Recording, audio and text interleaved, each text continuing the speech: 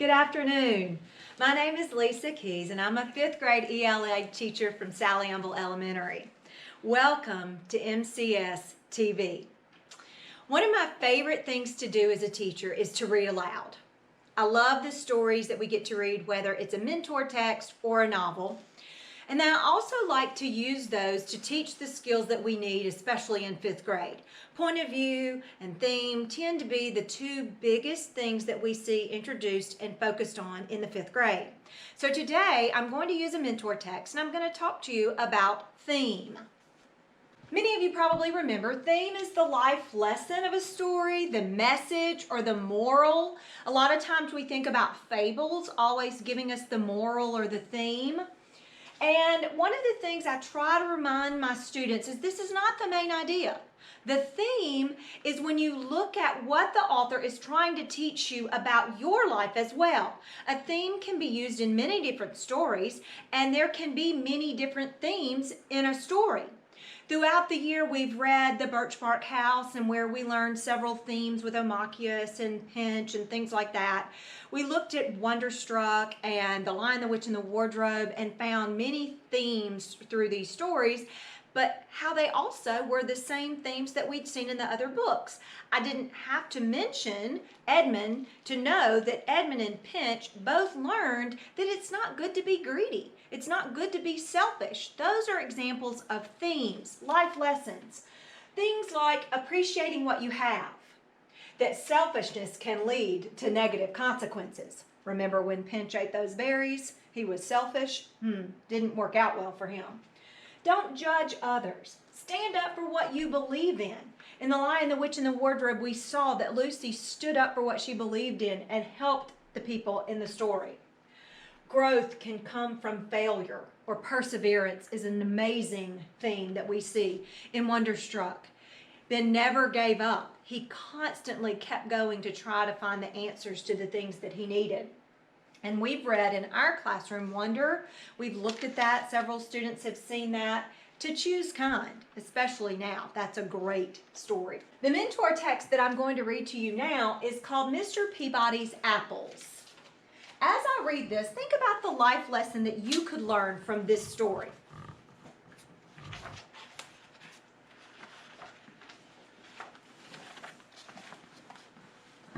Welcome to Happyville, as we see on the water tower. I just love the pictures as well. Boys playing baseball. Won't be long. You'll be able to do that. Girls softball. Be outside. In the town of Happyville, which wasn't a very big town, Mr. Peabody was congratulating his Little League team on a great game. They had not won, but no one really cared because they'd had such a good time playing. Mr. Peabody was the history teacher at the local elementary school, and in the summertime, he dedicated every Saturday to organizing baseball games with other schools. Billy Little, who wasn't a very big boy, was one of Mr. Peabody's students. He loved baseball more than anything, and he thought Mr. Peabody was the greatest. After each game, he would always stay to help pick up all the bats and balls. And when they were finished, Mr. Peabody would smile and say, "Thanks, Billy. Good job. I'll see you next Saturday." Mr. Peabody congratulating his Little League players on a great game. Then he would start his walk home along the main street of Happyville, which wasn't a very big street, waving hello to everyone he knew, and everyone would wave hello back. Along the way, he always passed Mr. Funkadelli's fruit market. Here, Mr. Peabody would stop and admire Mr. Funkadelli's fresh apples. He would pick out the shiniest apple, drop it in his bag, and continue on his way. Across the street, Tommy Tittlebottom watched with curiosity as Mr. Peabody walked away with the apple. "That's strange," Tommy said to himself. "Mr. Peabody didn't pay anyone for the apple." Tommy got on his skateboard and rushed to tell his friends. Mr. Peabody picking the shiniest apple.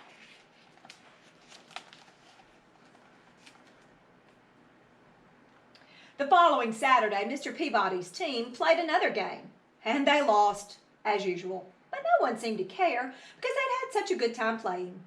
Billy picked up the balls and bats, and Mr. Peabody set off on his walk home. He waved to everyone he knew, and they waved back.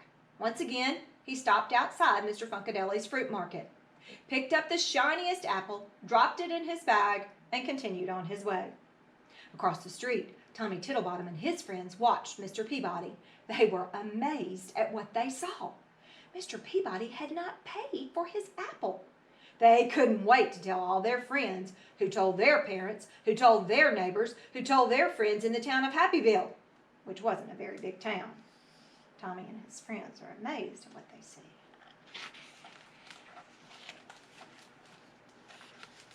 The Saturday after that, Mr. Peabody was standing all alone on the baseball field, wondering where everybody was. Then he saw Billy walking toward him with a sad look on his face.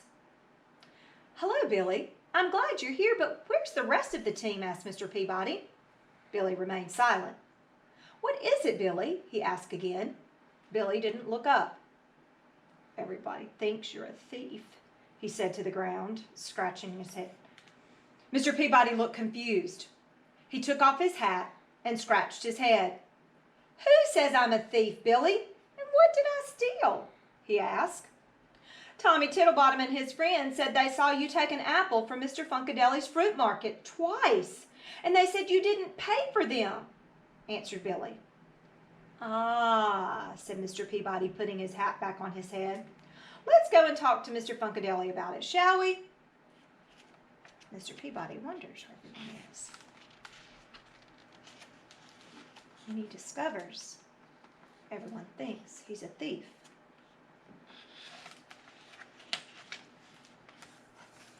They walked down the main street, which wasn't a very big street, and Mr. Peabody waved to all the people he knew. But now some of them did not wave back. Some pretended they did not even see him. They finally arrived at Mr. Funkadeli's fruit market. Out popped Mr. Funkadeli, who said, "Hey, what are you doing here, Mr. Peabody? Why aren't you at the game?" "There wasn't a game today," said Mr. Peabody, "and I was wondering if I could take my apple earlier than usual." "Well, sure. Why not?" replied Mr. Funkadeli.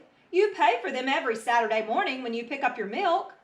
You can take them when you like. You want the big shiny one, Mr. Peabody?" Mr. Peabody took his apple, smiled, and offered it to Billy. "I would like to take the apple, Mr. Peabody, but I have to go and find Tommy and explain everything," said Billy. "When you find him, ask him to come over to my house. I'd like to speak to him too," replied Mr. Peabody. Mr. Peabody offers Billy the shiniest apple.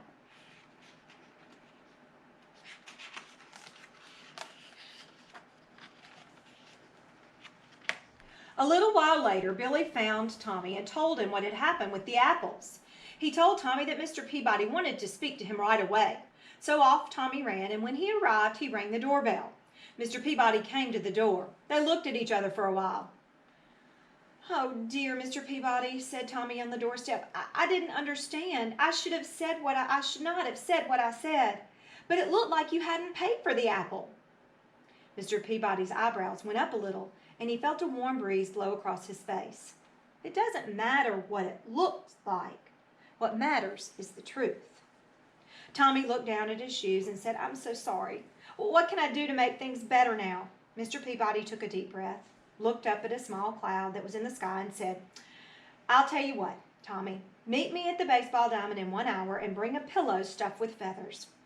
"Okay," said Tommy, who then ran off to his house to get a pillow.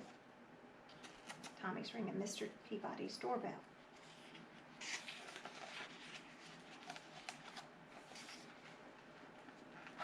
Tommy meets Mr. Peabody on the pitcher's mound. An hour later, we see Tommy met Mr. Peabody on the pitcher's mound. "Hello, Tommy," said Mr. Peabody. "Follow me and bring your pillow." Tommy followed Mr. Peabody to the top of the bleachers, wondering what this was all about. "It's a windy day, isn't it?" asked Mr. Peabody when they reached the top. Tommy nodded his head in agreement. "Here's a pair of scissors. Now cut the pillow in half and shake the feathers out." Tommy looked confused, but he did it anyway. He thought it was a small price to pay to gain Mr. Peabody's forgiveness. The wind carried the thousands of feathers far and wide.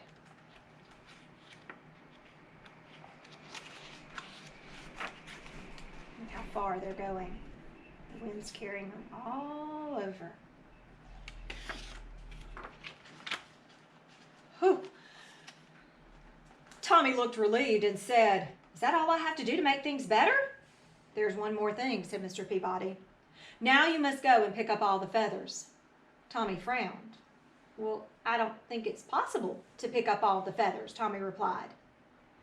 "It would be just as impossible to undo the damage that you have done by spreading the rumor that I am a thief," said Mr. Peabody. "Each feather represents a person in Happyville."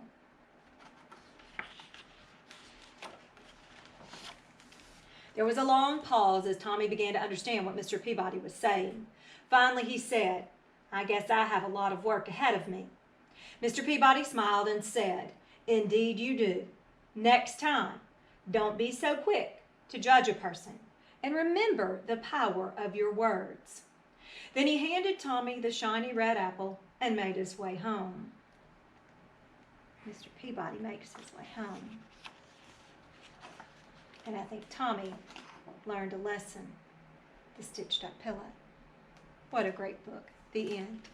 Now, as we look at this, we see it's not a fable, but right at the very end of the story, we can see the theme almost written by the author. Look at this. How many times have we learned not to be so quick to judge a person?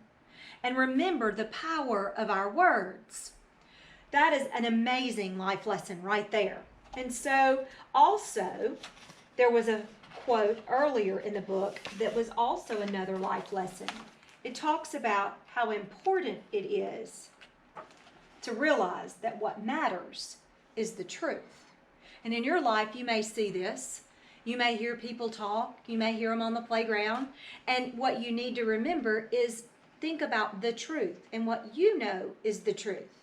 Think about judging other people. Think about doing what is right with the power of your words. Those are the themes that this book is a great way to see that as an example. Such a great book. Our next thing that we're going to do to tie into this idea of theme is an activity with the Writing Revolution. But we've been working on, in Monroe City Schools, the Writing Revolution, and we've looked at different ways to make our writing better. And these are some of the strategies with using this one is subordinating conjunctions. We're going to take the story that we just read and look at a way to create a complex sentence. And as we go through it, we're going to see what led to us discovering the idea of the theme in this story. So I'm going to look at this first clause.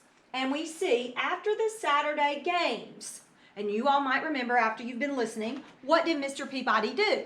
Well, what happened? We finished this and we see that Mr. Peabody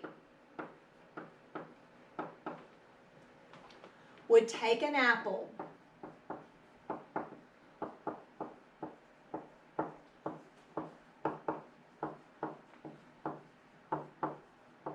from the market. Now, we've created a complex sentence here just telling one of the events of the story. So you're almost making a summary of this, but also identifying the events in the story with complex sentences. Well, then we see when Tommy saw Mr. Peabody get the apple, Tommy thought, what, everyone? You all know at home, you're thinking it.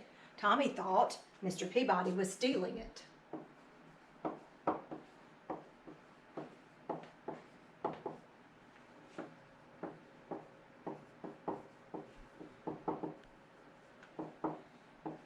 How often do we judge too quickly when we think about things as we see them? Even though Billy went to the game on Saturday, seems like Billy's the kind to stick by someone. None of the other boys showed up to play.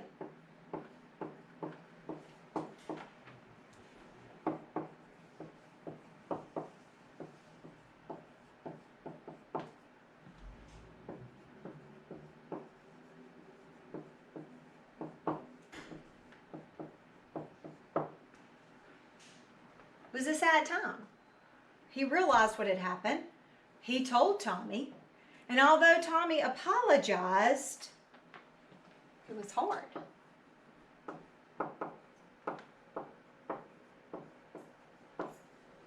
Mr. Peabody was still concerned.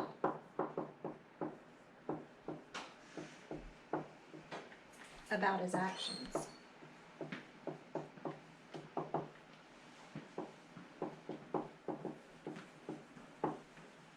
So as we wrap it up as a summary, unless Tommy picks up all the feathers, it would be impossible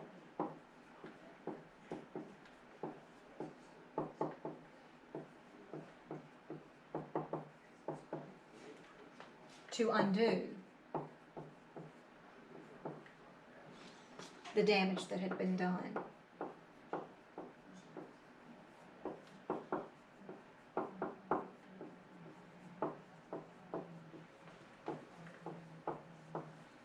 So we took our subordinating conjunctions and we kind of gave a summary of what happened in the story. And as we look at these, it makes us understand that we do need to think about the things that we say. We need to think about judging people before we know the truth. As we see, the life lesson throughout this story is that when Tommy saw something, he didn't know the truth. And then he judged someone, and he had an amazing power of words that makes it difficult, and we need to be aware of our words. And now, when you are at home, as you read your books, identify the theme. What's the life lesson? What is the message the author wants you to learn through this? Practice some of these subordinating conjunctions. Use the words like when and before and after to start a clause to give a summary of that. So maybe you could write a summary using those strategies to identify the theme. Hopefully this will help you understand theme a little bit and also be able to use some writing strategies as you practice some of these on the books you're reading.